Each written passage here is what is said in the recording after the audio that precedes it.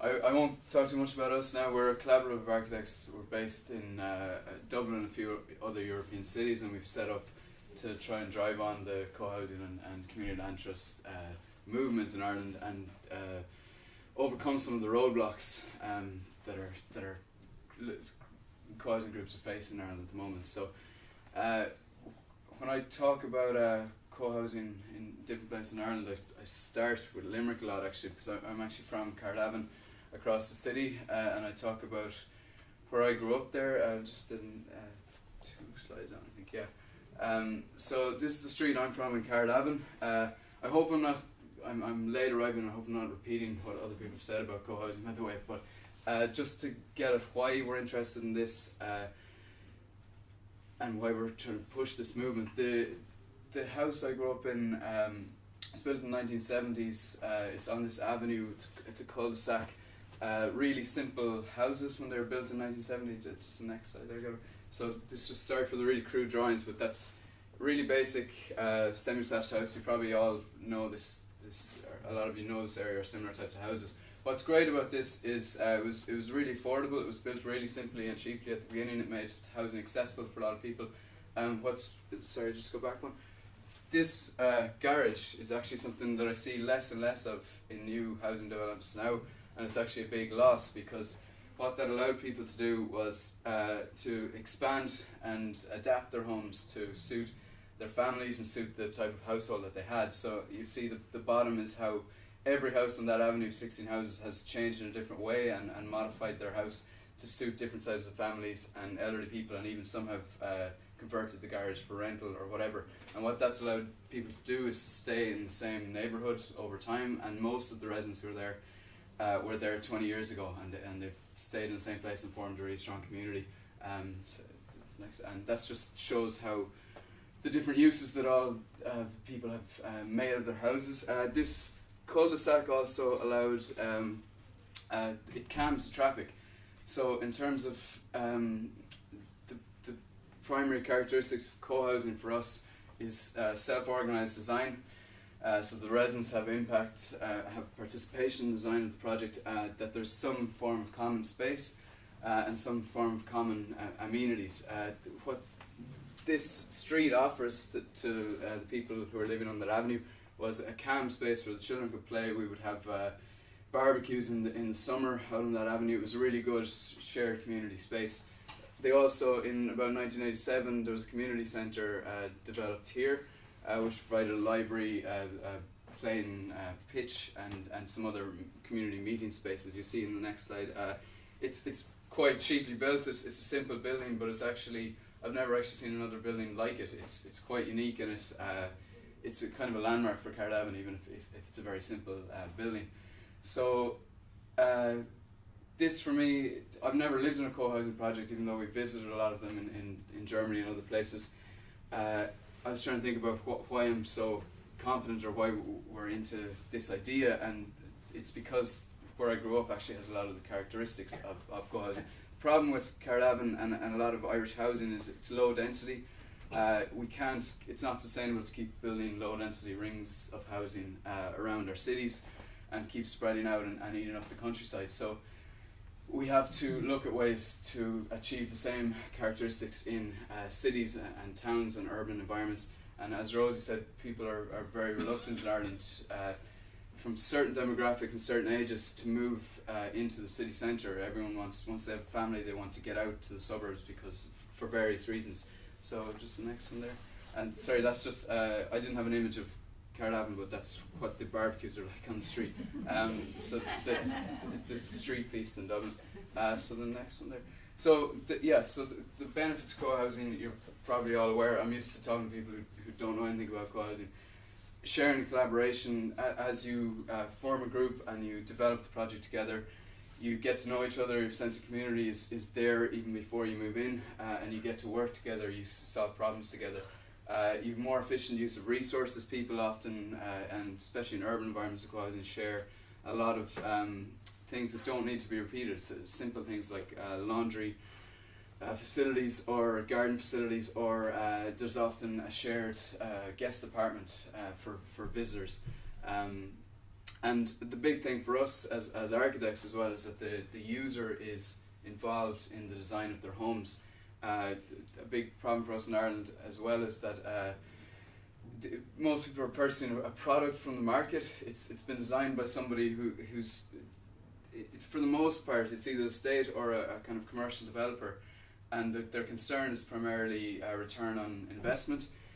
The simplest way to do that often is just to repeat a kind of lowest common denominator model that suits everybody but often really suits nobody. And the benefit of having residents involved in design is that they can accommodate their own needs. They can have input from the start, and they can take out what they don't need and they can put in what's really important to them. It also Cohousing helps to reduce the price of homes, because if you collectively design, you can collectively cut costs and decide where you want to reduce prices. So as SOA, we started off as a collaborative in Dublin who were interested in this. We went to visit Berlin, and this is just some of the projects we went to visit there that incorporate some of the things I'm talking about. So this is Bodeberger Strasse. It's Baugruppe model. It was developed by the residents, so quite well off, kind of upper middle class maybe residents, so they could afford to pool their resources and build a project without any state support or any really discounted subsidies, I suppose. So, but the thing about Berlin is land was quite cheap for a long time until the last 5 or 6 years, so it made this kind of project more viable. But what's interesting about this is it's an apartment building. They've included workspaces on the first and second floor, so a lot of the residents actually work from that building. They've cafe and exhibition space on the ground floor, so they can actually get some return on the building through renting out the ground floor space.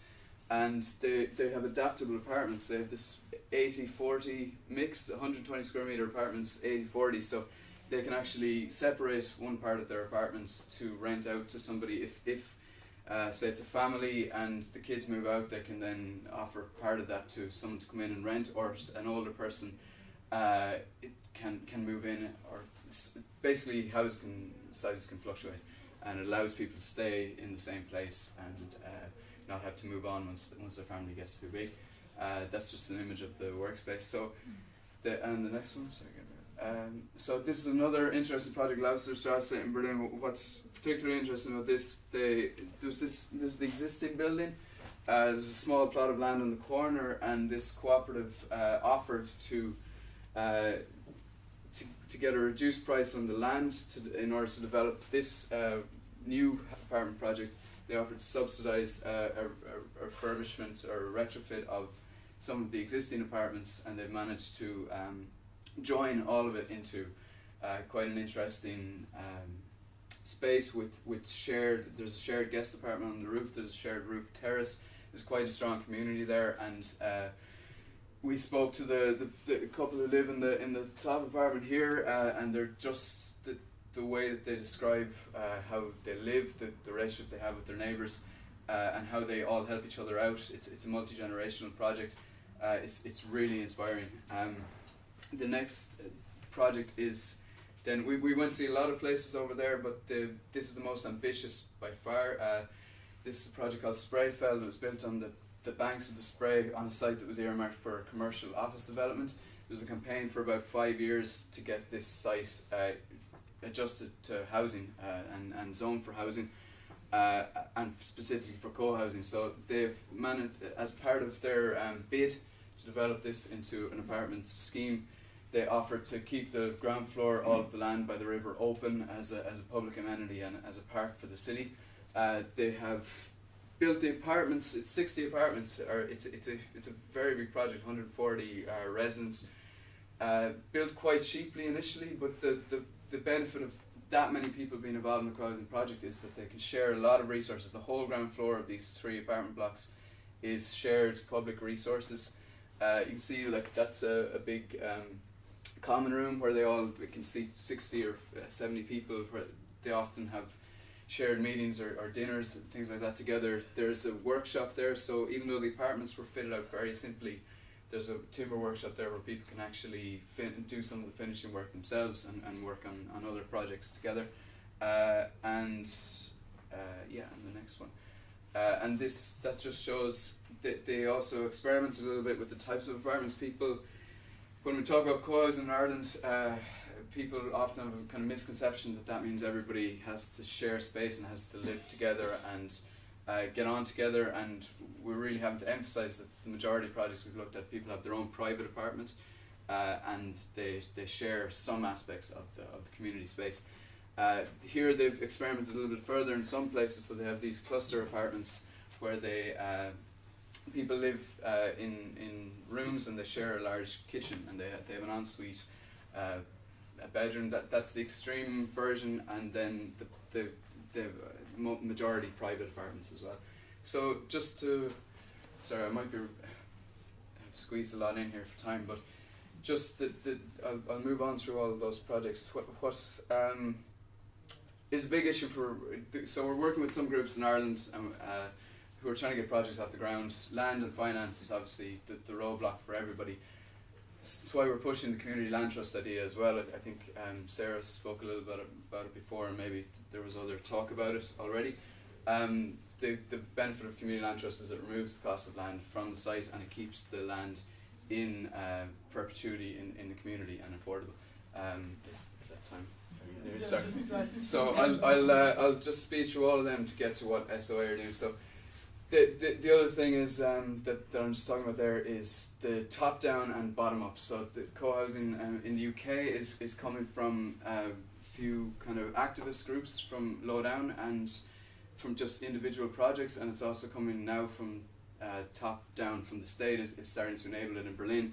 The Stadtbau in Berlin and lots of other places in Germany support co-housing groups by facilitating meetings, by offering sites at socially competitive on competition basically for the most sustainable project. So what we're doing to this year to try and push this on, we're starting this month with we're calling it Cohousing Cafe in Dublin. The first one will be in Dublin. It's the next one there. Sorry, it's probably a bit down. Yeah, this one here. So 23rd of February in Dublin. This is something that happens in Berlin every month. People come who are interested in getting involved in the co-housing project, and they work out who lives close to who has similar ideas about where they want to live, and they start to form projects and they brainstorm and they hear from people who have organised projects before. So that's what we're going to start in Dublin on the 23rd, and we hope that to be a regular event. Also in Cork later in the year, and maybe in Limerick too potentially. This is a bigger event in May. We're speaking to a lot of the larger organisations in Ireland, banks, state agencies, about co-housing, and what we hear a lot is that there's no demand for it in Ireland. That people what some people say to us is that it works great in Germany, but Irish culture and Irish attitudes don't fit with this model. So we really don't believe that's true, and we've seen a lot of groups who have done a huge amount of work to get projects going and collaborated together. So what we're trying to do with this conference, and it's a public national and international conference in May in Dublin, is to try and show these organisations that there is a huge demand for co-housing here, and to see how it has made housing more affordable and better quality in places like Belgium, UK, Ireland, Germany, and Italy. So the speakers that are there next, we'll have a large range of speakers from across Europe talking about projects they've worked on in those different cities, and the follow-up from that we hope to lead into getting the banks involved in supporting the credit unions financially, and getting the state to get involved through the Land Development Agency to offer land to some pilot projects for housing. That's just a rough programme of the event, and I think that's everything. Just if there's a bit about how you can get in contact with us at the end, but we really like this event in May to be a national conference. We're not marketing in Dublin, it's everyone. We want to show that and we see huge demand in Cork and also here in Limerick, judging by tonight as well, that there's a lot of people interested. So we want to show there are speakers from all over the country there, and we want to show interest. So it would be great if you could tell everyone you know and try and get there. So thanks. Thank you very much.